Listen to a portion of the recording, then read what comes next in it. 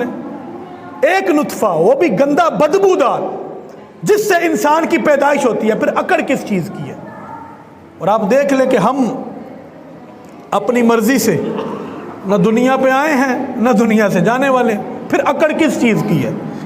ہمارے پاس بیماری آ جائے، ہم پیسے سے علاج کرا سکتے ہیں لیکن ہم صحت نہیں خرید سکتے، تو پھر اکڑ کس چیز کی ہے؟ ہماری موت کا وقت آ جائے، ہم کوشش کر سکتے ہیں کہ ہم اپنے بندے کو بچا لیں جو دنیا سے جا رہا ہے، لیکن ہم زندگی نہیں خرید سکتے ان پیسوں سے، تو پھر اکڑ کس چیز کی ہے؟ بلکہ میں ایک مرتبہ ایک جگہ پہ خطاب کر رہا تھا، مجھے یاد پڑتا ہے، مجھے ایک بزرگ تھے نیچے بڑی عمر کے بیٹھے ہوئے، انہوں نے مجھے تقریر کے دوران ٹوکا، روک دیا، کہتے ہیں کہ آپ لوگوں کو یہ بھی بتائیں کہ جب ہم دنیا پہ آتے ہیں، یہ ان بزرگوں نے مجھے اس تقریر کے دوران کہا، ٹوک کے نا، وہ نیچے بیٹھے ہوئے تھے، کہتے ہیں کہ لوگوں کو یہ بھی بتائیں کہ جب ہم دنیا پہ آتے ہیں اپنی مرضی سے نہ دنیا پہ جب آتے ہیں تب غسل کر سکتے ہیں، نہ دنیا سے جاتے ہیں تب بھی غسل نہیں کر سکتے، تو پھر ہمیں اکڑ کس چیز کی ہے؟ بلکہ اس سے بھی بڑھ کر اگر آپ سمجھیں تو انسان جب دنیا سے چلا جاتا ہے، مردہ ہوتا ہے، تو اس کے کپڑے کس طرح کاٹ دیے جاتے ہیں، اتنی طاقت بھی نہیں ہوتی کہ وہ اپنے جسم کو ڈھانپ سکے، تو پھر کس چیز کی اکڑ ہے؟ بلکہ میرے کریم آقا صلی اللہ علیہ وآلہ وسلم فرمایا کرتے تھے، اللہ سے دوری کا جو سبب ہے اور اللہ کے نبی سے جو دوری کا سبب ہے، اس میں ایک سبب یہ بھی ہے کہ انسان کے اندر تکبر ہو۔ کس طرح؟ حضور نے فرمایا کہ قیامت کے دن میرے سب سے زیادہ نزدیک وہ شخص ہوگا، سب سے زیادہ، حضور نے فرمایا۔ دیکھیں اس سے بڑی کیا اللہ کی نعمت ہو سکتی ہے کہ اللہ تبارک و تعالی ہمیں حضور کا ساتھ عطا کر دے، اللہ کرے ہم سب کو اللہ حضور کا ساتھ عطا کر دے اس دن میدان محشر میں۔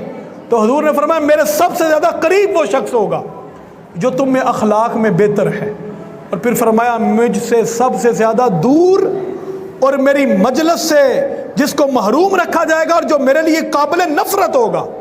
اب یہ وہ کریم آقا ہے جو اپنی امت سے اتنا پیار کرتے ہیں کہ ساری رات جاگ کر اپنے رب سے اپنی امت کے گناہوں کی معافی مانگتے ہیں، لیکن یہاں پر فرماتے ہیں کہ میرے نزدیک سب سے بڑھ کر قابل نفرت وہ شخص ہوگا اور سب سے بڑھ کر میری مجلس سے دور وہ شخص ہوگا کہ جو بندہ غرور اور تکبر کرنے والا ہوگا۔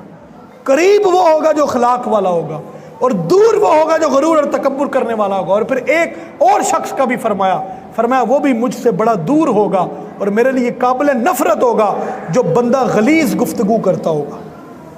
اس کے اوپر رک کے میں ذرا کچھ باتیں عرض کرنا چاہتا ہوں اپنے بھائیوں سے، نوجوانوں سے، بالخصوص ہماری مجلس سے دو نوجوان بیٹھتے ہیں تو آپس میں گالیاں، ایک دوسرے کی ماں بہن کو گالیاں، اور پھر کہتے کیا جی ہمارا آپس میں مذاق ہے، ہمارا مذاق چلتا ہے۔ تو خدا را ایسا نہ کرے، حضور نے منع فرمایا۔ حضور نے صحابہ سے کہا کہ کبھی بھی اپنے والدین کو گالی نہ دینا۔ صحابہ نے عرض کی یا رسول اللہ والدین کو کون بندہ گالی دیتا ہے؟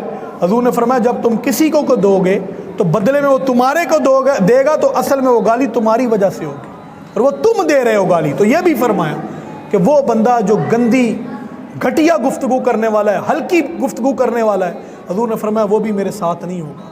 اور پھر اللہ کی رحمت سے جن لوگوں کو محروم رکھا، آپ کبھی جو بوڑھا زانی ہے، یعنی کہ جو بوڑھا ہے اور ابھی تک بدکاری نہیں چھوڑتا، کہ جس کو یہ پتا ہے کہ اب اس سے آگے تو کوئی منزل نہیں ہے، چلو جو بچپن میں ہے اس کو تو یہ کہیں نہ کہیں اس کے دل میں یہ خیال آ سکتا ہے نا کہ ابھی میں نے جوان ہونا ہے، جوان کے دل میں بھی یہ خیال آ سکتا ہے ابھی میں نے بوڑھا ہونا ہے، اور پھر جو بوڑھا ہو گیا فرمایا اللہ تبارک و تعالیٰ کو اس قدر ناپسندیدہ یہ عمل ہے، اور پھر وہ بندہ بوڑھا ہو اور بوڑھا ہو کے پھر زانی ہو، قیامت کے دن اللہ ایسے بندے کی طرف اپنی نظر رحمت بھی نہیں فرمائے گا۔ اور پھر فرمایا وہ بندہ جو غرور اور تکبر کرتا ہوگا اللہ تبارک و تعالیٰ اس کے اوپر بھی اپنی نظر رحمت نہیں فرمائے گا۔ تو دوستو یہ جو غرور اور تکبر ہے، یہ فرعون کا بیڑا غرق کس نے کیا تھا؟ کبھی آپ نے سوچا یہ نمرود کو کس شے نے جہنمی کر دیا ہمیشہ کے لیے؟ یہ فرعون کیا کہتا تھا؟ انا ربکم الاعلی، قرآن کہتا ہے نا انا ربکم الاعلی، کہ میں معاذ اللہ تمہارا سب سے اعلیٰ رب ہوں، یہ کہتا تھا۔ اللہ تبارک و تعالیٰ نے پھر ایسا تباہ و برباد کیا، مفسرین نے لکھا ہے کہ جب غرق ہو گیا، غرق ہونے کے بعد کتنے عرصے تک جس طرح مردہ گائے کسی دریا کے کنارے پہ پڑی رہتی ہے، اس طرح اس کی لاش دریا کے کنارے پڑ کے اور گل سڑ رہی تھی، اور یہ بات وہ زبان حال سے کہہ رہا تھا، لوگوں کچھ بھی کر لینا، کبھی اللہ کی ذات کے ساتھ تکبر نہ کرنا، کبھی اس کے مقابلے پہ نہ آنا۔ اور پھر نمرود کے ساتھ کیا ہوا؟ اچھا ویسے جو نمرود کی موت ہوئی ہے، کوئی زلزلہ آیا ہے، کوئی پہاڑ ٹوٹے ہیں، کوئی بم گرا ہے، کرتا کیا تھا؟ معاذ اللہ تیر لے کے اوپر پھینکتا تھا، چاہتا تھا کہتا تھا معاذ اللہ میں نے تمہارے رب کو قتل کر دیا، استغفر اللہ، معاذ اللہ ثم معاذ اللہ۔ تو اللہ تبارک و تعالیٰ نے جب اس کو تباہ و برباد، یہ غرور تھا نا اصل میں، اور کیا تھا؟ اللہ نے جب اس کو غرق کیا تو کیا کوئی زلزلہ آیا؟ کبھی حدیث کی کتابیں اٹھا کے دیکھیں، کیا کوئی ہوا چلی بڑی تیز؟ کیا کسی فرشتے نے زمین کو اٹھایا اور اس کو پٹخ دیا؟ نہیں۔ کیا کوئی پانی کا طوفان آیا؟ کچھ بھی نہیں۔ تو پھر کیا ہوا؟ صرف ایک مچھر۔ اللہ تبارک و تعالیٰ اس قدر قادر مطلق ہے، ایک مچھر اس کی ناک کے ذریعے سے دماغ میں چلا گیا اور وہ جوتے کھا کھا کر اس دنیا میں ذلیل ہو کے مر گیا۔ تو دوستو یہ بات یاد رکھیں، ہسٹری اٹھا کے دیکھ لیں، جس انسان نے غرور اور تکبر کیا ہے، اللہ تبارک و تعالیٰ نے اس کو ہمیشہ ذلیل اور رسوا کیا ہے۔ تو اس لیے اللہ جتنا بھی دے اتنا جھکے، بلکہ عقل اللہ کو پسند نہیں ہے، اور فرمایا یہ میری چادر ہے، جو اس کے بارے میں مجھ سے جھگڑے گا میں رب ہو کے کہتا ہوں میں اس کو پاش پاش کر کے رکھ دوں گا۔ اس لیے اللہ سے دعا ہے کہ اللہ تبارک و تعالیٰ ہمیں غرور اور تکبر سے بچنے کی توفیق عطا فرمائے۔